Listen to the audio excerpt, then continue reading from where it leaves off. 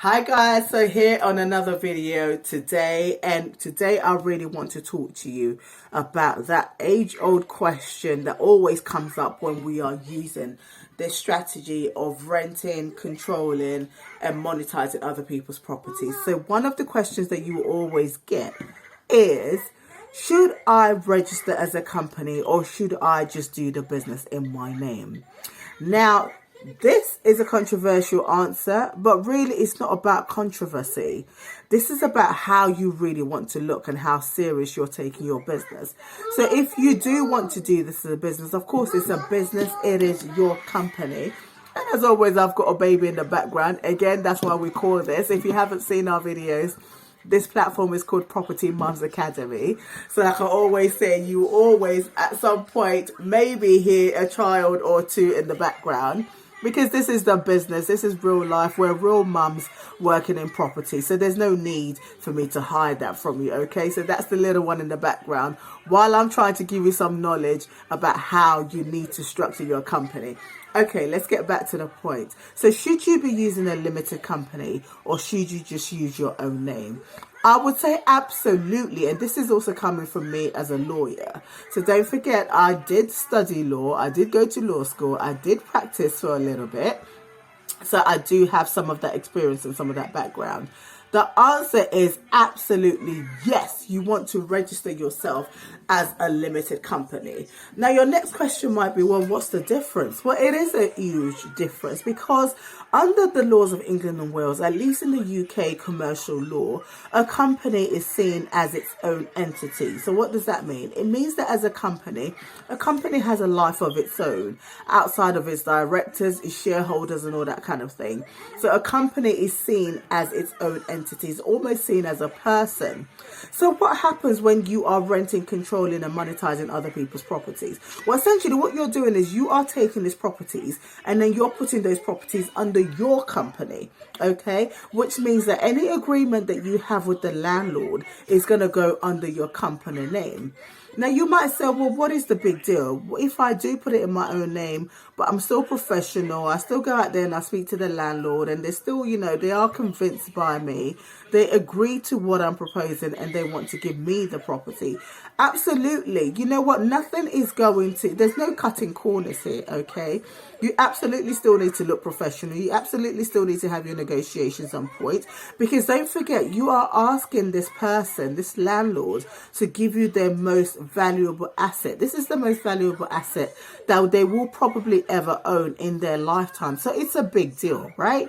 So for me, because it is a big deal, I feel personally, and other coaches might tell you otherwise, that it all comes as a package. So your package, as far as I'm concerned, should be as a company. So I operate under my company name, right? Which is Alexander Property Consulting Limited, all right? And Alexander Property Consulting is actually under the group of my companies, which is the group company name, which is the parent company. It's called Alexander Group. But I'm not going to go through the parent companies and all that kind of stuff because I don't want to confuse you, okay? The main point is absolutely you should register as a company. And I'm going to give you another reason why it's very, very important for you to do so. If anything was to happen, so God forbid, you get a guest in the house that doesn't want to leave. So let me give you a very, very rare, very extreme example. You get a guest in the house that doesn't want to leave for whatever reason, right? And let's say they rack up the bills in the house, etc. Don't forget that you are paying for all the utilities in this property, okay? Now, the thing is, let's say the bill then goes up to like £1,000 or just something ridiculous like that, which never happens. This is a scenario that I've never come across. I'm just using it as an example. The point I'm trying to make is the debt in the company, if you do have any debt in your company, doesn't belong to you personally. That debt belongs to your company. Now, if you did not register yourself as a company and you are running your property business just as yourself, then of course that debt will belong to you personally, which means that people can come knocking on your door, bailiffs can come knocking on your door, taking your cars, taking your properties because you personally own this debt. But as a company, The company owes the debt, okay? So if anyone wants to look for who's going to pay them that money, they're going to need to ask the company. Now, of course, the only way, and again, I don't want to confuse you because I'm not talking lawyer talk here, right? Of course, the only way the utility company that's, this bill has been racked up with, the only way they're going to collect their money is if the company has assets. So what does that mean? Does the company have a property? So that property doesn't just mean like a house or an office or anything like that. We're talking about, do you have any machineries? Do you have anything that belongs to you that the company, that the creditors, which is the people who own the debt, do you have anything that the creditors can sell in order to make their money back, to get their debt back?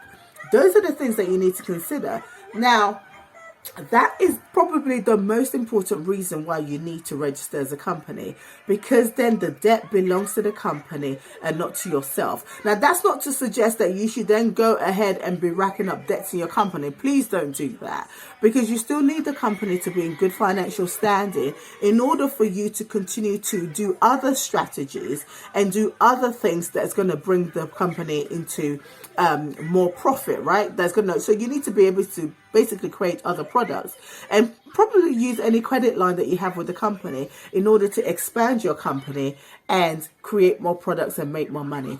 Now, talking about credit and all of that, that's another strategy in its entirety, right?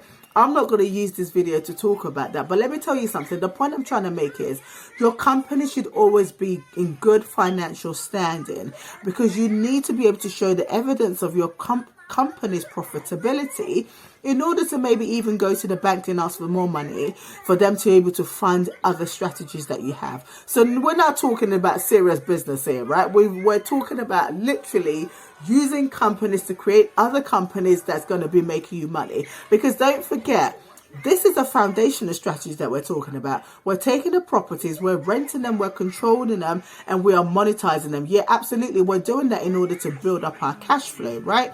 But once we start getting cash, what do we want to do? As an investor, you don't want your cash to just be sitting in the bank. You need your money to be working for you. And this is what I mean about making sure that your company is always in good financial standing. Make sure that you are paying your bills. Making sure that you're not getting yourself in any tricky situations where you're not going to be able to afford the things that you need in order to run your accommodations and run your company. Those things are important, because if you are in financial standing, then you've got the opportunity to expand. Okay, I'm so excited. I really want to talk more about creating a whole bunch of, different companies doing different things in order to strengthen your financial position. But I'm not going to use this video to do that. What I will say is the reason why you get £1 billion companies, the reason why you get $1 billion companies is because these companies are buying other companies. Let me just leave that with you for a second. Amazon is not just there doing Amazon and racking up billions of pounds. No, the reason why Amazon is achieving billions upon billions and billions and billions of dollars on every year, or however long it is it's taking them to create this financial threshold, is because they are buying other companies. Okay, I'm not going to talk about that in this video, even though I'm really excited to talk about it. I'm going to hang on and I'm going to talk about it in another video, because right now all I'm trying to do is just cement the structure that you need to create for this particular business, which is renting, controlling and monetizing other people's properties. All right, so limited company or not, yes, create a limited company, create a serious structure so that your landlords can take you serious, your clients can take you serious. Okay, I'll see you on the next one. Take care. Bye.